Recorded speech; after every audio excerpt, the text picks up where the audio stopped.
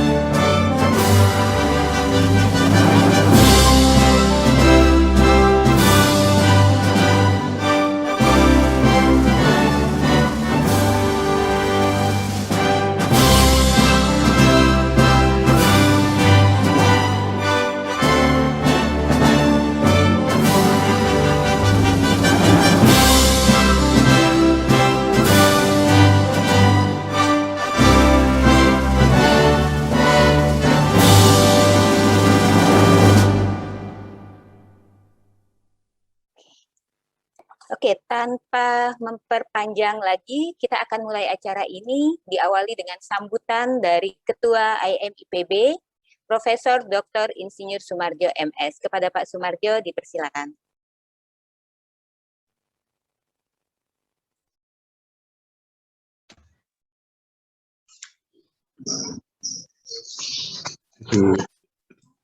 Yang saya hormati Bapak Profesor Dr. Arif Satria, Rektor IPB University, yang sangat concern terhadap penguatan kesadaran bela negara, dan para narasumber, Pak Jody Eswanto, yang punya pengalaman banyak pemberdayaan masyarakat, dan Bapak Indra Tamrin, yang merupakan ekspertis digital marketing, dua-dua berpengalaman di bidang masing-masing, dan keduanya ada alumni IPB, dan Pak Jody adalah alumni Menwa IPB, dan juga kepada Pak Tarmidi, alumni Menwa IPB, yang menjadi Ketua Divisi Bisnis dan Kemitraan IMIPB, dan juga tim Divisi 4 dan panitia atas kepada para audien yang telah bergabung dalam acara ini.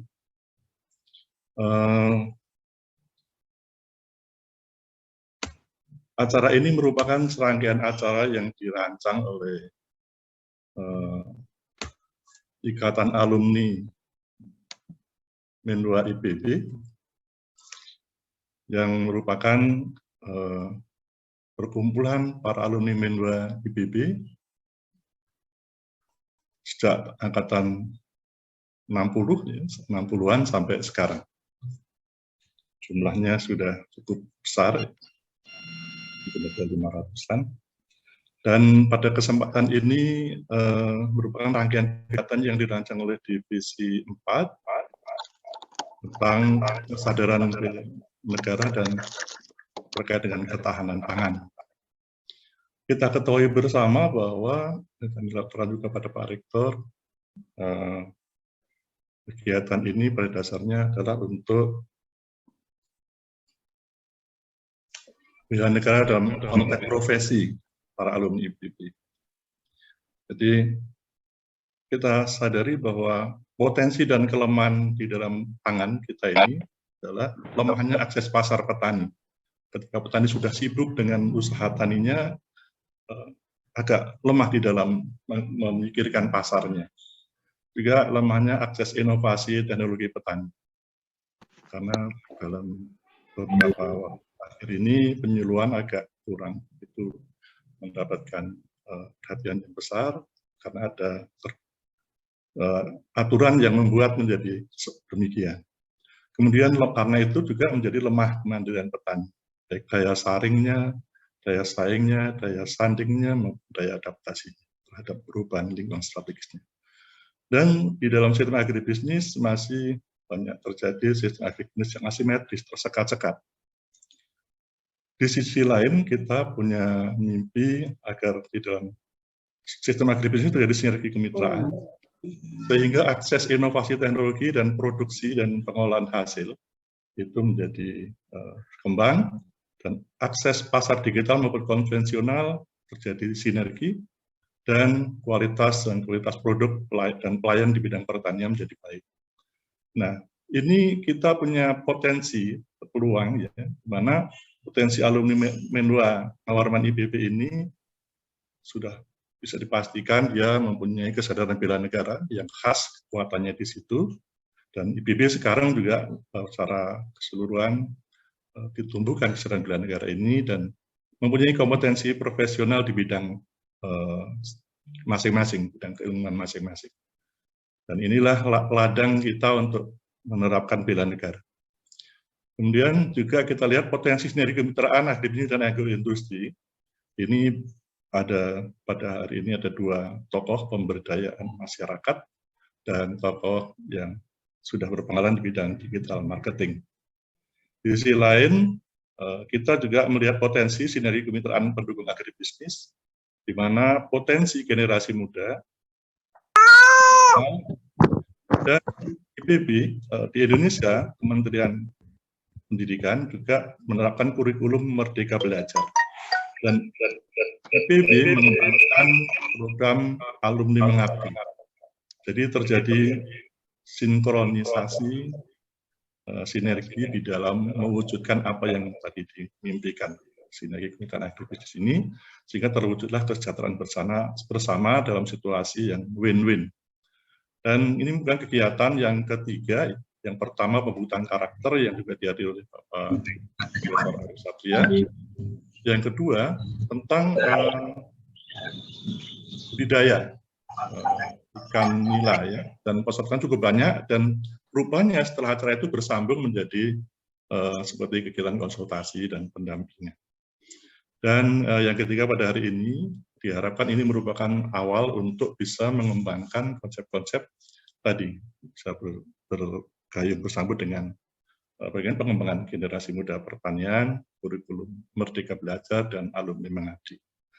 Dan itu merupakan hal yang akan ditindaklanjuti lebih lanjut dalam bentuk kemitraan-kemitraan dalam proses penguatan organisasi Menwa IPB.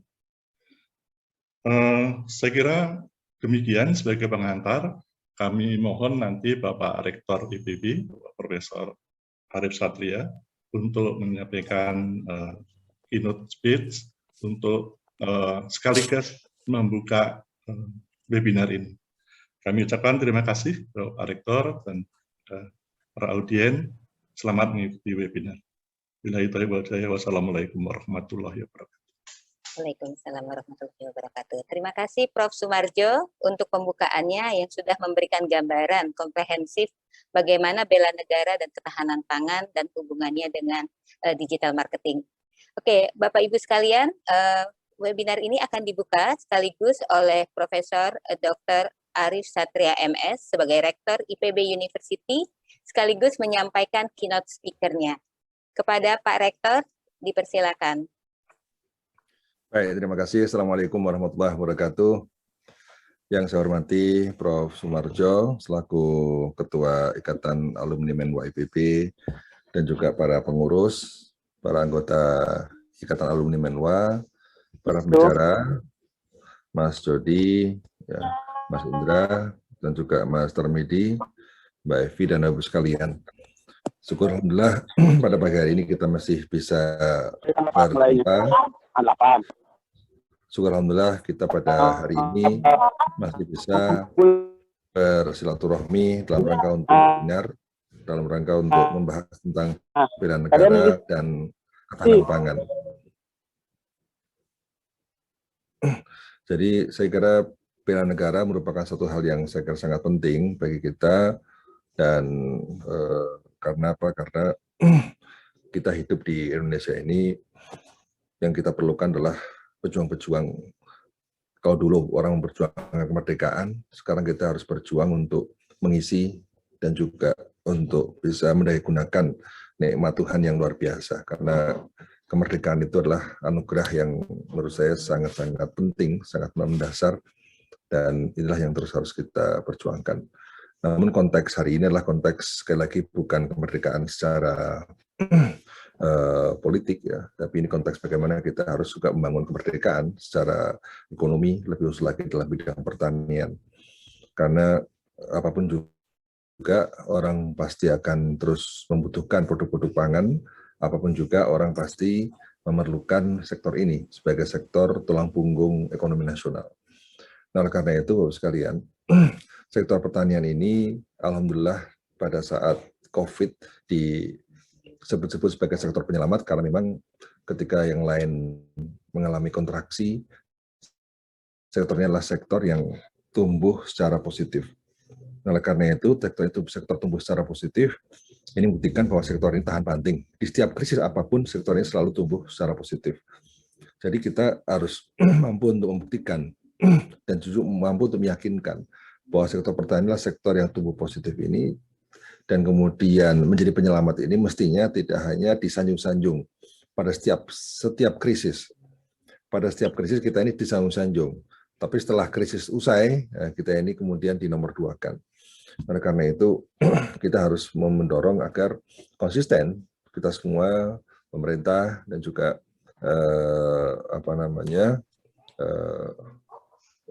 publik ya, mulai berpihak itu bukan semata-mata karena sektor ini penyelamat ya, tapi karena sektor ini memang pada hakikatnya adalah sektor sangat strategis sebagai fondasi bagi industrialisasi. Korea Selatan itu pada saat Park Chung-hee memimpin, berawal dari ngegas untuk industrialisasi. Namun demikian pada awal tahun 60-an itu, Park Chung-hee merasakan bahwa ternyata industrialisasi menyebabkan ketimpangan yang luar biasa. Oleh karena itu Park Chung-hee mendorong kegiatan yang namanya Semol Undong, sebuah gerakan masyarakat desa, agar masyarakat Korea Selatan itu memiliki kepercayaan diri untuk membangun, sehingga memiliki daya beli, dan itu bisa menjadi fondasi yang kuat bagi proses industrialisasi. Jadi Korea Selatan menjadi tumbuh besar karena ada shifting policy, dari policy yang mendorong pertumbuhan melalui industrialisasi pada tahun 60-an, kemudian pada tahun 60 setelah 5 tahun dan sebagainya, itu mengoreksi kebijakannya melalui kebijakan yang pro pada pedesaan dalam aspek ekonomi. Oleh karena itu, ketika pro pada pertanian, pro pada pedesaan, itulah menjadi fondasi bagi masyarakat desa, kemudian desa kuat, maka ekonomi kuat. Nah, oleh karena itu, Bapak sekalian, satu hal yang menarik adalah orang-orang Korea pada waktu itu dibekali dengan satu pemahaman bahwa membangun itu butuh kebersamaan, membangun itu butuh kepercayaan diri. Salah satu bentuk membangun kepercayaan diri itu ternyata ada dampak kebijakan dari pemerintah Korea untuk membuat semacam plesterisasi ya. Jadi rumah-rumah yang tanah itu dibuat plester, dibuat tegel, karena diasumsikan kalau orang memiliki rumah bertegel atau berplester itu memiliki kepercayaan diri lebih tinggi daripada rumah yang beralaskan tanah. Karena itu pembangunan itu ternyata punya dampak untuk membangun kepercayaan diri. Jadi kepercayaan diri adalah modal kita, modal bagi masyarakat Korea pada waktu itu untuk membangun desa dan sukses. Sehingga industrialisasi sukses juga karena kemudian ada daya beli dari masyarakat desa terhadap produk-produk industri. Nah, inilah sekilas apa yang terjadi di Korea Selatan. Sebenarnya Indonesia juga melakukan hal yang sama.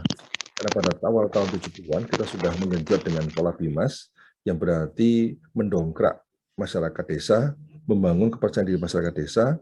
Namun memang persoalannya adalah Korea negara kecil, penduduknya kecil, kita negara besar. Nah, tapi memang tidak ada alasan sebenarnya mau kecil mau besar karena kita ini sebenarnya hidup dalam suasana yang sama karena makan nasi juga sama, hidup 24 jam, ya tangan kita dua, kaki kita dua. Nah, artinya tidak ada alasan lagi kita ini sebagai bangsa yang kemudian kalah dari negara-negara lain.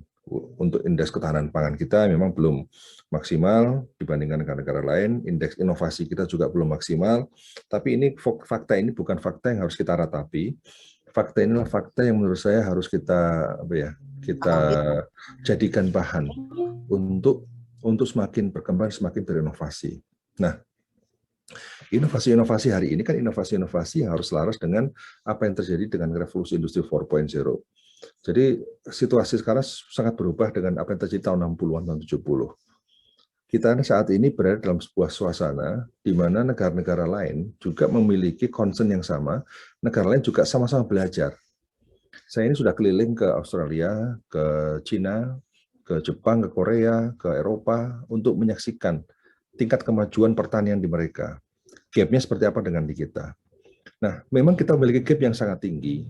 Tapi ketika revolusi industri 4.0 masuk, ya, mereka juga belajar artificial intelligence, mereka belajar penggunaan drone, mereka belajar tentang blockchain, mereka belajar tentang IoT dan sebagainya. Artinya sekarang ini sebenarnya mereka belajar, kita juga belajar. Kita memiliki start yang sama. Jadi kalau sebelumnya adalah kita ketinggalan dengan negara lain, sekarang itu kita memiliki start yang relatif sama.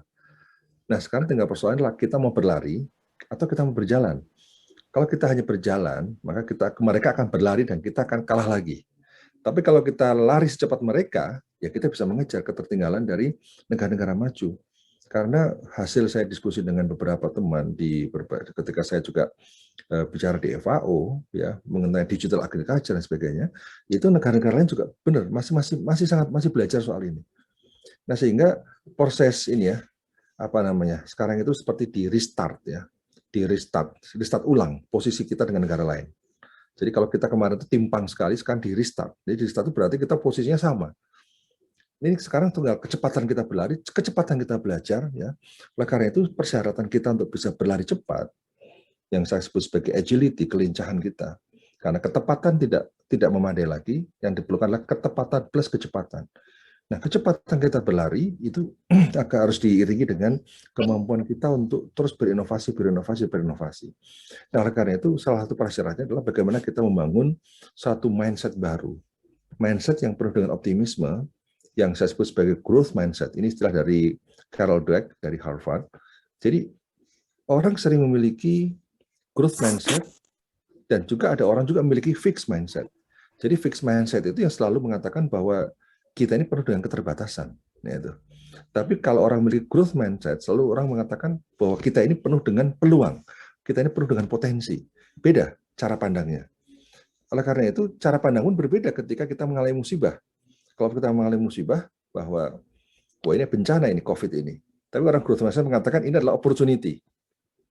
Bencana sekaligus opportunity. Kesempatan kita untuk mempercepat perubahan dan sebagainya. Jadi seperti misalnya, 4 tahun lalu, ketika dosen-dosen diajak bicara tentang online course, kuliah online, orang bingung semua. Guru-guru diajak bicara online course, bingung semua. Apa itu course online? Tapi COVID ternyata mempercepat perubahan. Jadi COVID itu membentuk sikap mental kita baru, mempercepat proses perubahan, nah sehingga kita cepat beradaptasi dan dipaksa beradaptasi. Bayangkan kalau tidak ada COVID, kita ini pasti masih kuliah manual. Kemudian kalau sehari Prof. Sumarjo nggak bisa, sehari 5 seminar. Paling sehari, paling 2 seminar. Apalagi kalau seminarnya itu ada di ujung pandang, di Makassar, ada di Medan, ada di Jakarta, ada di Bogor. Kan pilihan cuma satu, pilih di Bogor atau pilih pergi kemana. Nggak bisa lagi seminar sehari 5 kali.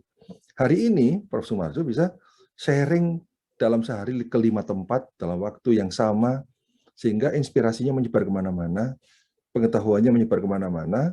Itulah kan efisiensi yang diciptakan, dan hasil dari proses perubahan yang dipercepat oleh keadaan. Ini contoh menurut saya cara berpikir growth mindset. Jadi kalau orang fixed mindset selalu berpikirnya, wah kita sudah terbatas, kita nggak ada ini, kita nggak ada ini, ya. Kita nggak ada, kita juga IQ kita terbatas. Orang yang menemukan IQ sendiri mengatakan bahwa IQ is not fixed. IQ itu tidak fix. IQ itu bisa berubah. Bakat bisa berubah. Kemampuan bisa berubah. Nah, sehingga sekarang persoalan kemauan saja. Jadi orang sering mengatakan bahwa kemauan, kemampuan, dan kesempatan itu 3 hal yang harus dimiliki kalau orang mau maju. Dan seringkali orang berpikir kesempatan itulah faktor yang paling penting, karena kesempatan itu di luar kontrol kita. Tapi saya berpikir sebaliknya, bahwa yang paling penting kemauan. Kalau ada kemauan, kemampuan itu mudah diasah. Karena dengan ada kemauan, orang pasti belajar. Dan sekarang diperlukan adalah agile learner, pembelajar yang cepat, pembelajar yang tangkas, pembelajar yang lincah. Nah, kemudian dengan kemampuannya diasah, dia bisa menciptakan kesempatan. Jadi bukan kita ini penunggu kesempatan, tapi kita ini adalah the creator of opportunity. Kita ini adalah pencipta kesempatan, pembuat kesempatan. Nah, oleh karena itu, kalau kita ingin maju, mau tidak mau, harus mental sebagai creator of opportunity, pencipta kesempatan. Nah, pencipta kesempatan apa saja? Mencipta kesempatan dalam berbagai hal, termasuk dalam inovasi-inovasi, inovasi kelembagaan, inovasi sosial, inovasi teknologi, semua hal-hal baru. Nah, sehingga ciri yang kedua yang penting adalah memiliki future mindset. Jadi growth mindset, future mindset, satu lagi yang kedua adalah memiliki future practice, kemampuan artis pada future practice. Jadi kalau saya berpikir bahwa saya mengambil keputusan menunggu perguruan tinggi lain dulu. Coba kita wait dulu ya dengan perguruan tinggi lain mau gimana? Kita mau best practice dengan perguruan tinggi lain. Itu artinya kita ini selama ini menjadi follower. Bangsa Indonesia juga sama, kalau bangsa Indonesia menunggu bangsa lain bertindak dulu, artinya bangsa Indonesia adalah bangsa follower. Dan memang ciri-ciri inferior itu adalah ciri-ciri seperti itu. Selalu tidak punya kepercayaan diri untuk bisa memulai. Kepercayaan diri untuk memulai.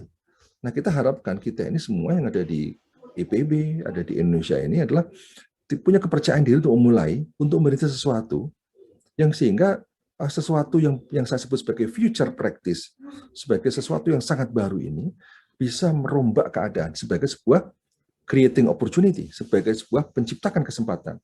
Jadi kita menciptakan kesempatan itu pasti karena kita memiliki mental sebagai pembelajar yang tangguh, memiliki mindset untuk tumbuh, memiliki kemampuan orientasi untuk future practice. Jadi future practice sesuatu yang sama sekali baru. Nah, ini negara-negara maju, Korea, Cina, Jepang sekarang maju itu kan bukan karena apa-apa. Bukan karena orangnya lebih pintar, bukan. Orang Indonesia itu lebih pintar daripada orang Jepang. Tapi orang Jepang memiliki kemauan lebih kuat daripada orang Indonesia. Sehingga apa? Sehingga dia bekerja keras, berdisiplin, kemudian dia berhasil untuk bisa menemukan future practice sehingga orang lain meniru. Sehingga sekarang itu kita dikendalikan. Sebentar lagi ada HP, apa lagi nih? Seri S Samsung yang seri apa? Seri S20, S21, S22. Tapi tahun depan digiring lagi S25, tahun depan digiring lagi. Kita sekarang terbirit-birit mengikuti perkembangan teknologi yang didrive oleh negara lain. Karena apa? Karena mereka berpikir future practice. Kita berpikir best practice. Nah, ini mental menunggu, ini sesuatu yang harus kita hilangkan. Nah, termasuk dalam hal konteks pertanian, itu mental menunggu inovasi dari negara lain itu harus kita tinggalkan. Kita harus mulai fokus bagaimana kita harus mampu melakukan inovasi-inovasi unggul di era revolusi industri 4.0 dengan pertanian modern, dengan penyuluhan gaya modern, dengan cyber extension, dengan platform berbasis platform ya, dan kemudian bisa mentransformasi petani-petani kita. Memang tidak mudah. Saya tahu bahwa kita juga melihat bahwa petani kita kan ada yang 1.0, ada yang 2.0, ada yang 3.0, ada yang 4.0. Petani Jepang 3.0 semuanya. Petani di Eropa 3.0, sehingga tinggal disentuh sedikit langsung 4.0. Kita punya tugas lebih berat. Karena kita punya tugas lebih berat, artinya kita harus punya kemauan lebih keras, harus punya strategi lebih jitu, harus punya kemampuan lebih hebat. Saya yakin kita ini dengan kemampuan kita, karena basic intelektualitas kita, basic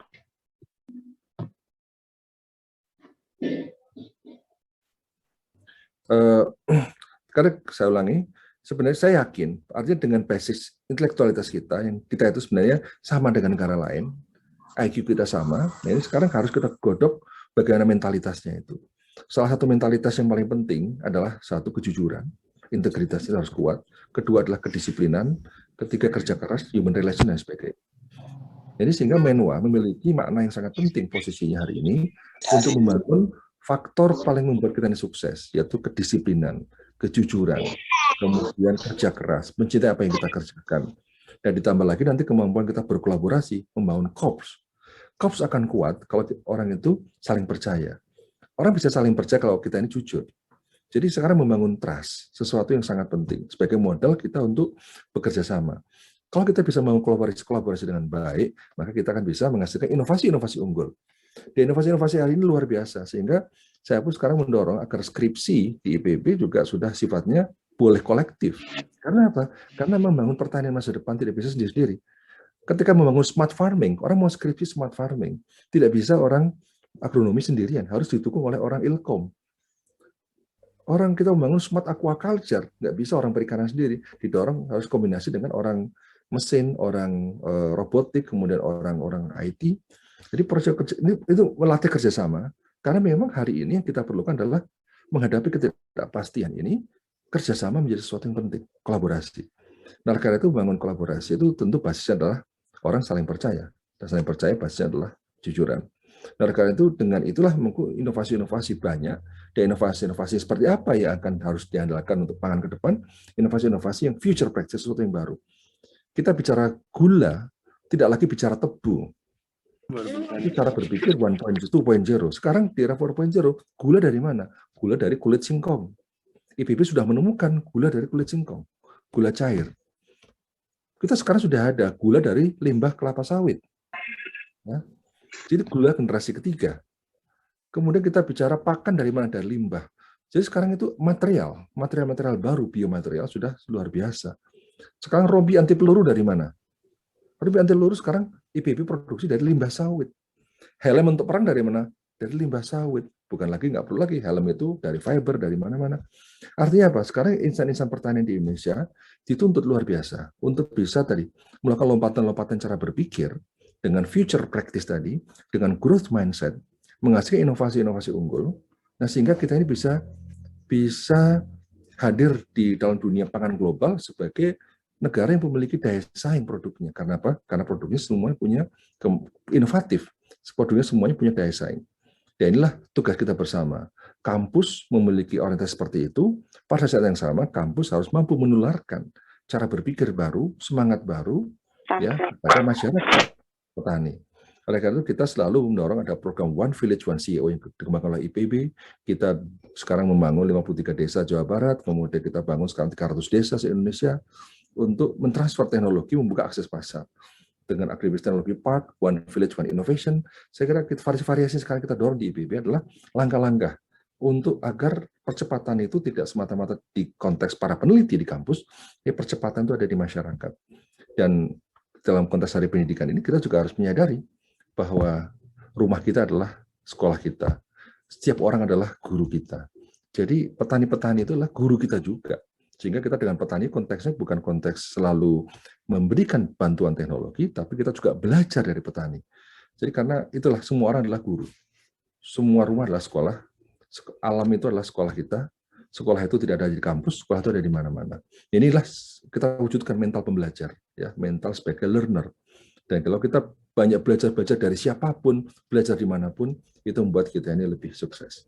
Jadi demikian, terima kasih kepada Ikatan Alumni Menwa yang sudah menyelenggarakan acara ini. Moga selalu sukses, salam sehat, dan terus mendukung Menwa yang ada di IPB untuk terus tumbuh menjadi insan-insan dan pribadi-pribadi unggul yang tidak saja beradaptasi terhadap perubahan, tapi juga menjadi trendsetter perubahan.